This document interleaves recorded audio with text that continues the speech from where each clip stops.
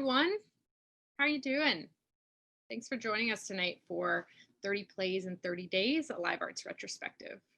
It's really nice that you're joining us. I know it's been kind of dreary today, but I think we're going to have a really nice show. We'll be talking with Amanda McCraven in a little bit, who's super awesome. So it should be a great night. I think it's so funny that we're all in our living rooms right now.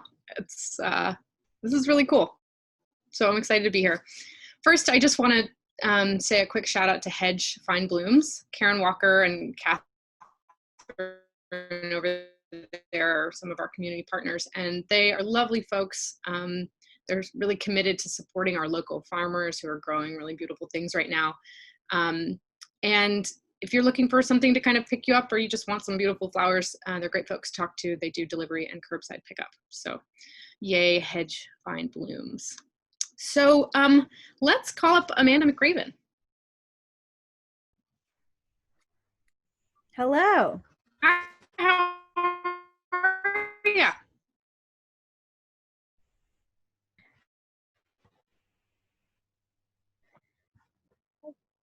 I'm in Los Angeles. This is where I live now. Raised in Charlottesville, and now I live in LA. Cool. Well, I know you've done some pretty wild and amazing theater, kind of spanning the spectrum from Fulbright in New Zealand to arts and corrections to some theatrical arm wrestling. For those who might not have met you and know about your wondrous being, could you tell us a little bit? Yeah, I started at Live Arts in 1993 in a production of A Christmas Carol, where I played Mrs. Fred. Yeah, Mrs. Fred. John Gibson was Marley, and I was hooked. So I did a lot at Live Arts. It was absolutely formative for who I am as an artist. It's where I learned to direct. So I started after I was an actor. I went to UVA as an actor, but started directing at Live Arts because John Gibson said, sure, do whatever you want to do in the lab space, the little B space. And so giving someone the permission to fail is the best thing you can do. And so I directed anything he would let me put on in there, and realized that's what I want to do. So I was also an actor at American Shakespeare Center. So I was acting there, and then I ran their youth programs. So I was simultaneously running all the youth programs at American Shakespeare Center and directing and teaching at Live Arts, which was a very vibrant time in my life. And then I realized I wanted to try to be a director outside of Charlottesville. So I went and got my MFA at UC Irvine, which was a fantastic experience. I loved it. And while I was there, I met Bill Rausch, who is the founder of Cornerstone Theater. He was the artistic director of Oregon Shakespeare for 10 years, and now he's heading up the brand new theater that's going to be at the World Trade Center site when it opens. But he was my mentor in graduate school, and he sort of put community-based theater on the map in America, and so that was really influential for me, and in my MFA program, to realize that, to kind of stay connected to my roots in Charlottesville of doing community work, of bringing people together instead of just directing plays for fancy white billionaires and big fancy theaters. I wanted to find a way to connect with the community. And so right after grad school, I did a Fulbright in New Zealand. And while I was there, I worked with a bunch of different communities to tell their stories, and what's called community-based performance or community-based theater, which is just professionals working with communities to write a story that is something that the community wants to talk about, that they need to work on, that they need to work through. So that was huge. That was huge for me. And after spending 2 years in New Zealand doing that, sometimes I wonder why I came back to America, but I decided I would. And I moved to California. Yeah, I know. They now have the best world leader of all of us. She's so cool. If you don't know Jacinda Ardern, check her out. So then I moved to Los Angeles. I got hired to teach social justice performance at a university, which I still do. And so I live out here, and I teach students how to create their own work based on social issues, based on current events, work that connects with their sense of identity. I'm grateful every day. I moved out of Charlottesville. As much as I love it, my world opened up hugely to live here and teach such a wide variety of students from all kinds of cultural backgrounds. And then while I've been in Los Angeles, I started doing arts and corrections actually in Charlottesville at Fluvanna Correctional Center for Women. And then I've continued that work here, teaching in 2 different men's prisons in LA County. And then also on top of that, started the Los Angeles chapter of CLAW. And we've been going now for almost 9 years consistently, raising money for our community here. So, and then I run a small ensemble. I run an ensemble of actors I've worked together for about 12 years now. So I got lots going on. That's before a pandemic, I did. Sorry. Huh? I was just saying, before a pandemic, I had a lot going on. Yeah, sure. Well, in so many tight-knit communities, it sounds like. That's really amazing. I actually am curious, just quickly, what your experience was working with women versus men in correctional facilities, and kind of, if you had to switch your approach pretty dramatically there. It's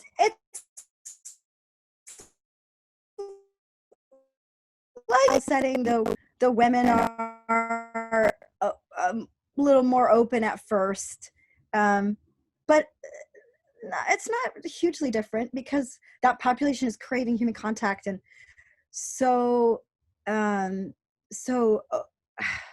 invigorated by somebody wanting to come share their stories, because it's a completely forgotten aspect of our population. Like, incarcerated folks are the last people on our minds, or systems impacted. Trying to in this field, we're trying to continue to find ways to honor them in the terms that we use. So system impacted folks are just the last people we think about. So even with the men, I had a little bit of nerves going in because I had done so much work with women, but still really beautiful and generous. There's a little more competition than there is with women. The women are like super cool to like talk about their feelings, whereas the men are maybe like a little more aggressive in the theater games. Like, zip zap zop, if you've ever played it, you have never experienced it till you've played it with a group of inmates on a Friday night. That is an amazing experience. It's so vibrant. It's like everything matters. It's great. And amazing that you've been able to jump through such different spheres of teaching and acting and directing. And I think that's really, really amazing. Thanks for sharing this. I learned to teach at Live Arts too. That's where I first started teaching acting, was for the latte program. So amazing. Literally all roads lead back to Live Arts for me. Well, that's a great segue. I'm excited to chat more. Maybe we can bring up the slideshow and kind of look at some of the plays that were happening. And we'll 2007. Yeah. No, we were first in the season. Yeah. This was right after I finished graduate school, before I went to New Zealand for my Fulbright. I was back in Charlottesville for about 4 months, and John tapped me to direct this. I had worked on the original production at Lincoln Center as the assistant director with Bill Rausch, who I was just mentioning.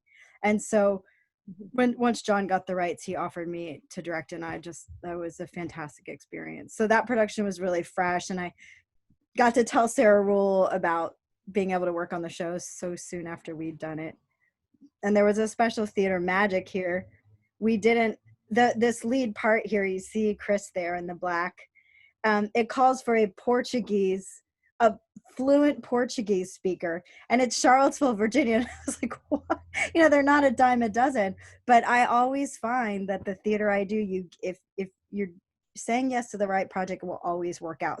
So literally just out of the woodwork, Chris appears, and she's a lawyer. She was a lawyer working at UVA, but she had acting experience, and she auditioned, and she was phenomenal. So I don't know how we would have done that show without her. And then of course, Kay and Bill and Cindy. It was just a fantastic, very communal experience, because I'd known these people for so long, and who I didn't, Chris just lovely fit into our family so beautifully, and it was just a fantastic experience. And you can see how beautifully it was lit. Really, really nice. When you had said briefly that you would take Kay easily over the actors that you'd worked with at the Kennedy Center, Totally. I was curious what made that what made her so wonderful.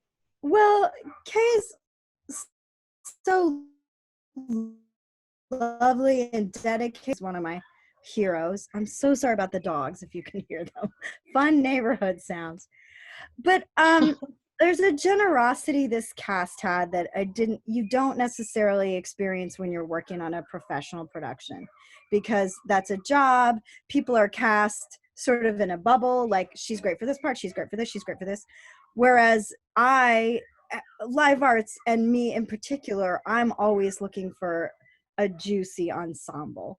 So the energy between people was really important. So the energy between Bill and Kay was just this kind of magic that I just don't think is possible to exist when you're casting in our typical way that we cast in American theater. Awesome. Thanks for sharing that.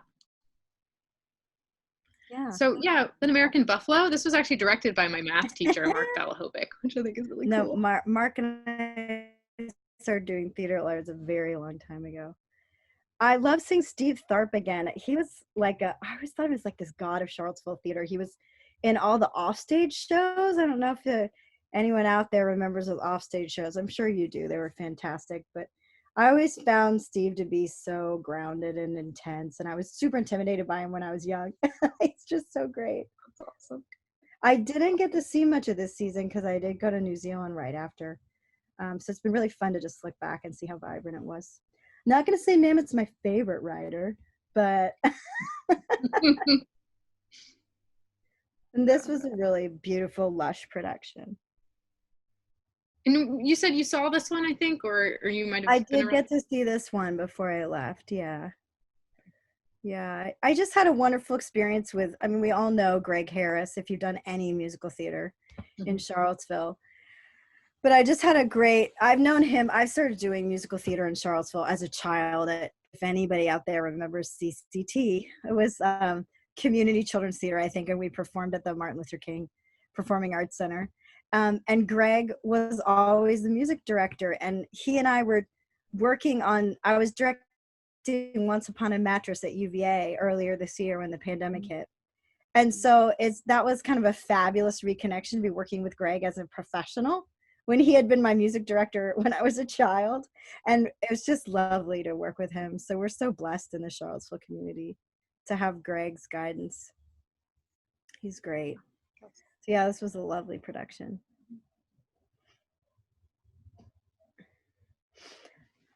I just remember this time is so vibrant for the youth theater.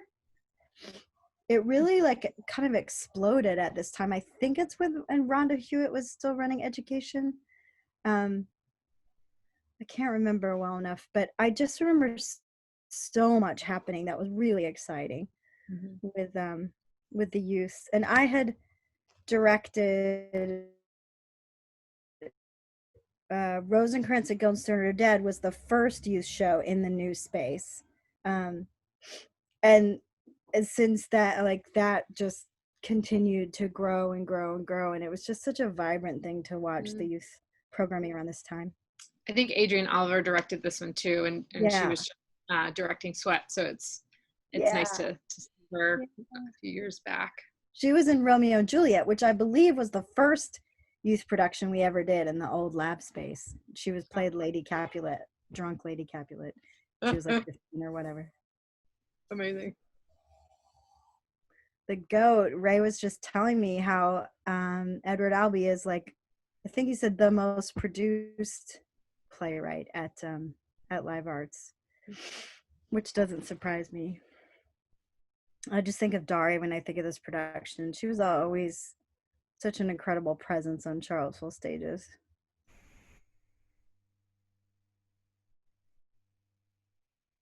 And also this taxidermy goat that somebody found. Good find. Yeah. Maybe they're easy to find. I'm not sure. I got to see the original with Sally Field and Bill Irwin in New York, which was pretty cool. But I like Daria better.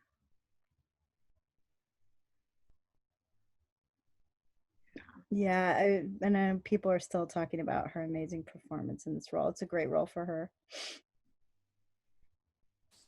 So Clinton and I have known each other for a very long time, and love what he was doing at this time as well.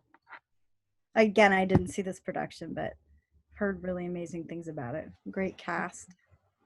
Susan Laurie Parks, fantastic.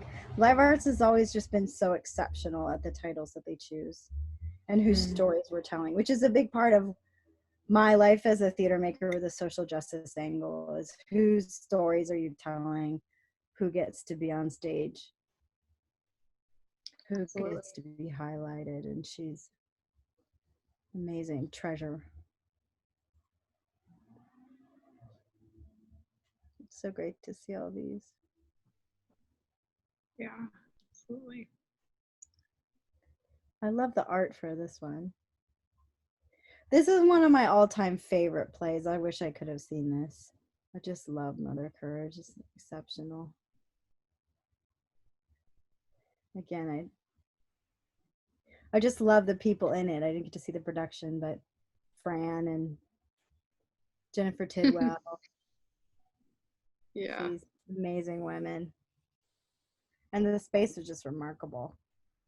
Again, that was all. What's been so inspiring to me over the years is I was raised up in a theater that valued aesthetics so strongly and always striven to create these incredible worlds, these expansive, imaginative spaces which John established, and it's kept going on. And that's been hugely important for me as a theater maker, is what's possible.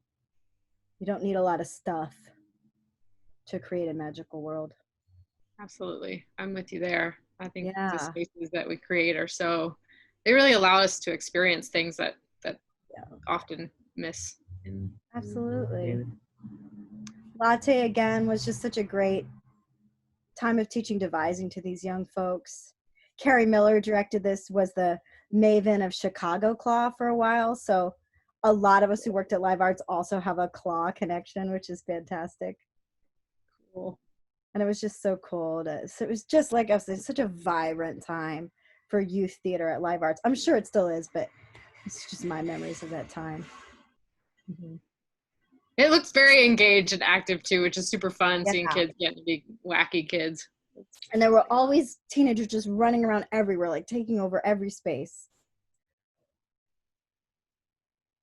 Betsy was one of my favorite professors in undergrad. She taught me so much. She was one of the only professors really exposing us to anything besides her mainstream theater, and it was hugely valuable for me. And Rhonda Hewitt, we just saw her. She love Rhonda. Mm-hmm. Chris, it's really nice to see these pictures again. Yeah. Grady did the set there. Yeah. Grady also did Clean House. Mm-hmm. String of Pearls, I was just talking to my friend Emily Gibson. She's there in the gray hair. She's really very young, but she's the gray hair in the photo. She lives out in LA now. She and I met actually when she was a teenager. Jerry Shermer, who I'm sure our community knows, used to run a program for the Sexual Assault Resource Agency called Viva, which was a teenage advocacy group for sexual assault. And Doug Grissom had written a play about sexual assault in the teen community. And so Emily was in that as a teenager when I first directed her. And then she attended American Shakespeare Center summer program, which I ran. And then she was back in Charlottesville with her husband, or right before she got married this season, and got to be in String of Pearls and Lysistrata, which is cool. So she's one of my greatest friends out here in LA. So we also have this beautiful Charlottesville connection. And she was just telling me how much she still loves the monologue she did in that show, which is really cool. Wow, that's so powerful when you remember those things so much later. So absolutely. Cool. Again, like we've seen all these great pics of the youth. It was just there was just so much happening at that time. It was really great. Fantastic. Well, what I love too is in your stories, there's so many groups that are started at Live Arts and then merged and went into other things and then kind of remerged, and just there's so much connection throughout all of this, which is really inspiring. Absolutely. Yeah. I was back directing at the Blackfires last year, and Tracy Steger Skipper, who worked at Live Arts for a long time as production manager, she is now there. So it's just I've loved as a professional how my life still intersects with my Live Arts community in an amazing way. Fun fact, this is not the first time Live Arts did Lysistrata. In the 90s, well, it's the first time they did a full production, but in the 90s, as a protest against the Iraq War, there was a day, an international day, where theater companies from around the world would read Lysistrata to raise awareness against the war. And so I directed that reading in the old Live Arts. It was a very intensely staged reading. We had books, but we staged it. And some folks who live out at Twin Oaks heard about that we were doing it. So we had an awesome van full of old school hippies come out to Live Arts because they wanted to be part of this.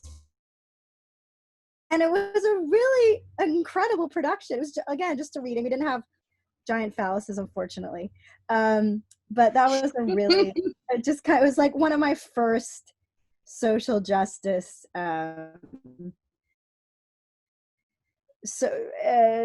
protest pieces that I've ever done. And again, I was like, John, here's this international thing that's happening. What do you think? And John was like, yep, let's do it.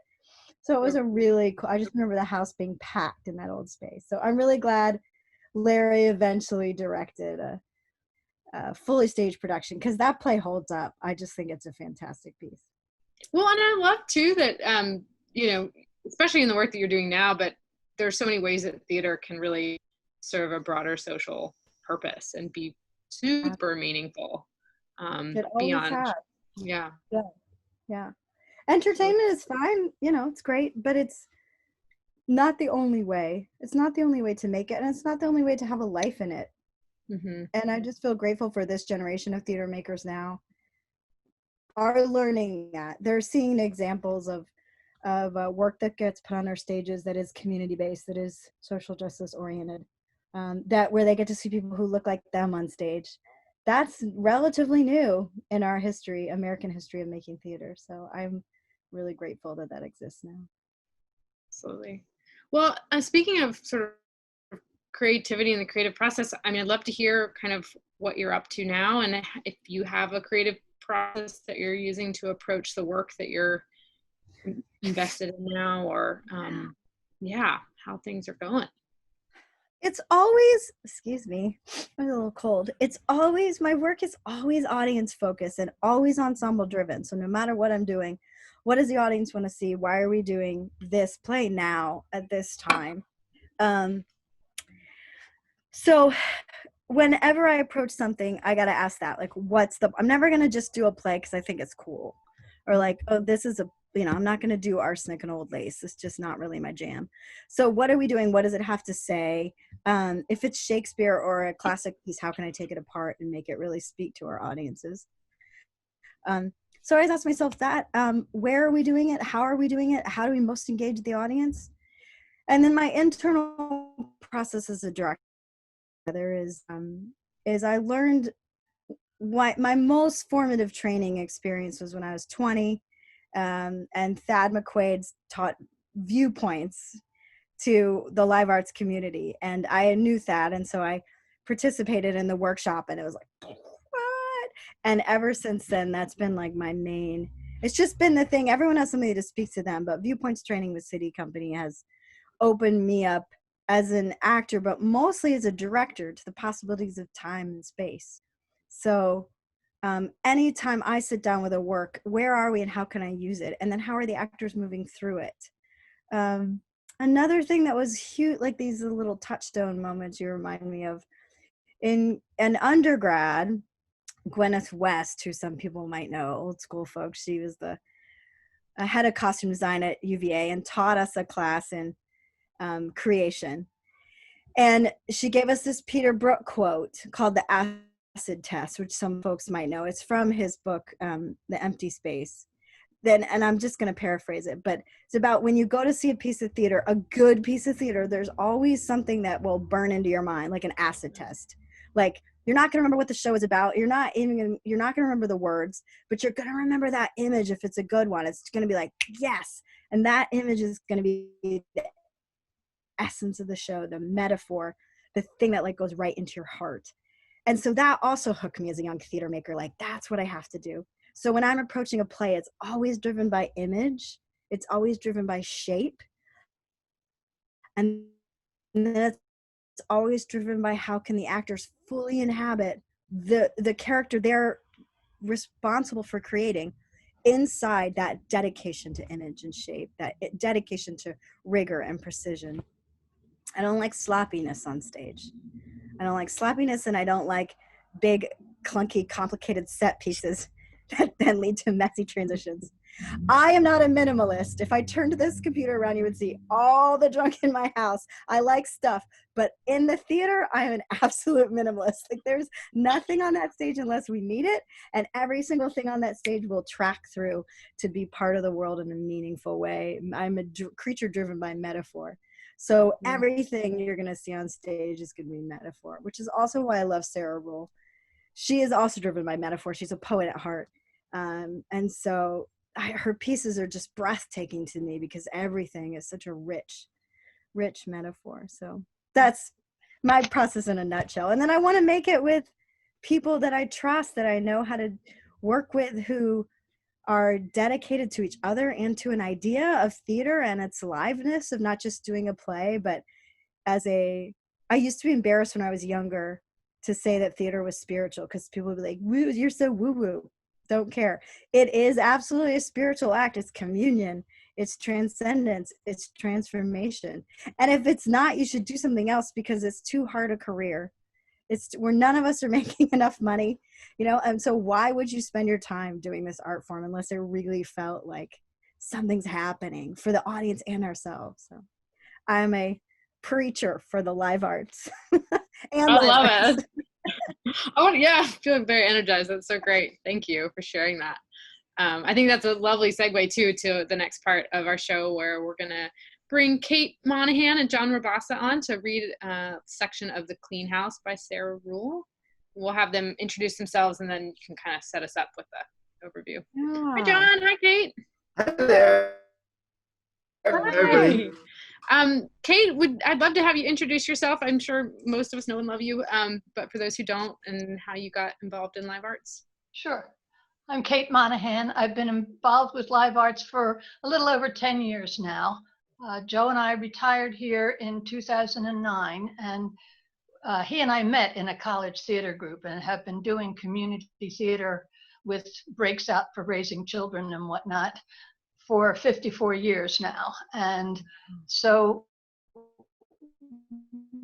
when the homecoming, Joe did his graduate work here when we were first married. When we found our new home, once you get a house, then the next thing you look for is the theater. Where's the theater you're going to work with? And live arts was obviously the place. We had seen a couple of shows because we owned our home for several years before we retired, and when we rented it out, and when we would come down to check on the house, if there was anything going on at live arts, we would come and see it. So we saw Lysistrata. That was one of the very first things. No, All My Sons was the very first one. And then we saw Lysistrata, and then we saw Eurydice, which was very educational because most of our community theater work was either in the Philadelphia or the Wilmington, Delaware area. And those places are both within shooting distance of a lot of professional theater. So community theaters really struggle to stay alive in that kind of a place where if people are going to go to the theater, they're going to go into downtown Philadelphia or up to New York. So when we came to see Eurydice, we were here, it was on that night, we thought we'd walk in and get tickets. So we walked in and got put on a waiting list. We had never heard of a waiting list at a community theater. And as it turned out, we did get in. Daryl did his usual magic, but we could not sit together. There were no two seats together left, so we had to sit in separate places. And that was a real eye opener for us. And it was one of the things that made us understand how vibrant live arts is and how much the community supports it. I have worked here as an actor, as a director. I'm a member of the Charlottesville Playwrights Collective, which is a group of local playwrights. And I've done some committee work and some other kinds of anything I can to help keep us forging ahead. That's the phrase these days. Thank you, Kate. That's amazing. So inspired.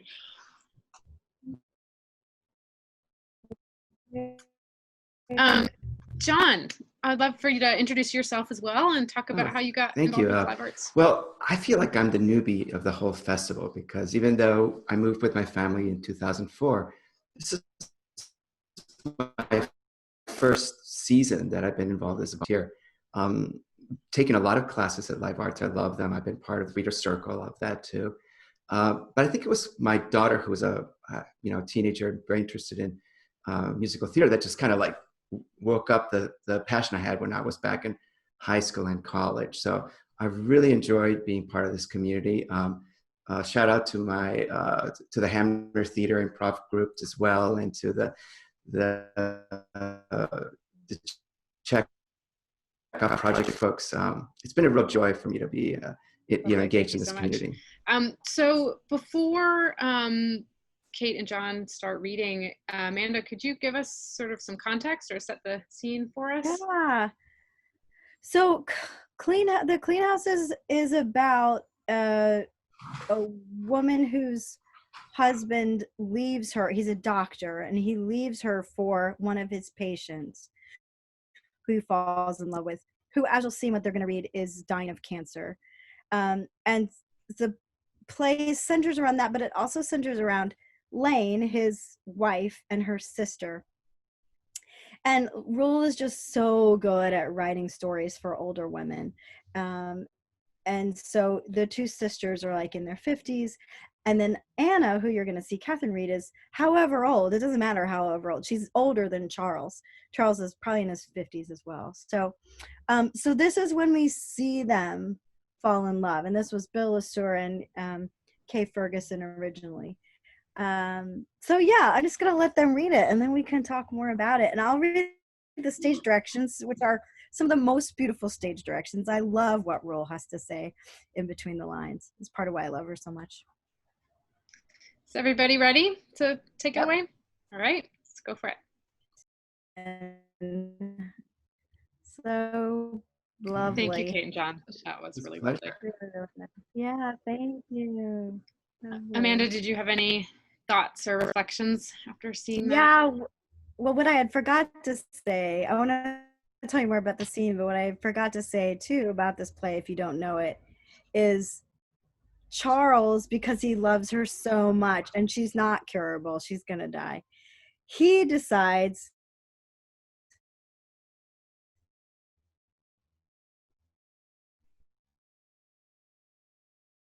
so he leaves this sick dying woman. Instead of sitting and valuing their time together and getting the most of it, he goes, no, I'm gonna save you, I'm gonna find a cure. So he leaves her, so she has nowhere to go. So Lane starts taking care of Anna. His ex starts taking, so the two sisters and Anna become this beautiful trio, and then with the maid, the Portuguese maid, so they take care of her and they help her to die. So it's just a gorgeous story about women caretaking each other. But what I loved about this scene is, as you can see, it's so ridiculous and passionate and full-hearted. And I do think such a theme of the play is how women take care of each other, and men tend to grand gestures and women tend to smaller ones that are less noticed. And so I wanted this scene to be like iconic, as that amazing stage direction about maybe he sings a medieval love song. What I love about Rule is her stage directions aren't prescriptive, but they definitely they let you know what kind of poetry the moment needs. So we came up with, I think I knew this in advance, that I wanted a tango here, but regardless, this was a tango. So Kay and Bill took tango lessons the entire rehearsal process. There used to be a dance studio right next to Live Arts in that. Yeah, oh good. And so they like intensely practiced their tango. And so we choreographed this whole scene while he was doing the surgery. It was in with line with the choreographed to the music. And then when she came up, they danced a tango around the table. And it just because it's such an expression of this like over the top love. And then after that, it just becomes this smaller and smaller story. And then at the end, you're seeing the three women washing Anna's body to take care of her after she's died. So it's full of stunning imagery. This play is really remarkable. And what Charles does is he realizes that some medicine comes from the bark of a specific tree that only grows in Alaska. So he goes to Alaska to find the tree, and he comes back with a tree, but she's already dead. So Charles comes in dragging this giant tree, and he's like, I'm going to make you a cure from its bark. And she's already passed quietly away in the arms of these women. I know, right? Oh. It's really good. Oh my gosh. Yeah. Probably. Wow. Yeah, it was a weird experience. Really, really, really happy and proud to get to direct this at Live Arts. It was it's a fantastic experience. Well, Amanda, thank you so much for joining us. It's really such a delight to hear your Absolutely. Yeah. I'm a cheerleader. I'm a cheerleader for what y'all do, and this is a great thing to be doing during a dark, hard time for live artists. So thank you for inviting me. Nice to meet you all. Thank you for your read. Thank you, Amanda. Good to meet you. And John and Kate, thank you so much. That was really such a lovely, lovely reading. To our audience, I just want to say thank you all so much for joining us. It's really a delight to be here and to get to interact with you, and just grateful that you're spending your time with us. It means a lot to us. If you feel moved to do so, please help us continue our mission of forging theater and community by donating to our Forge Ahead campaign. I believe there's a link in the comments. And be sure to join us tomorrow evening. We a little bit of shifted our schedule to accommodate our guest, Sarah Holdren, but we'll be talking about the 2009 to 2010 season, and it'll be a great show. So look forward to seeing you then, and have a great night. Thank you.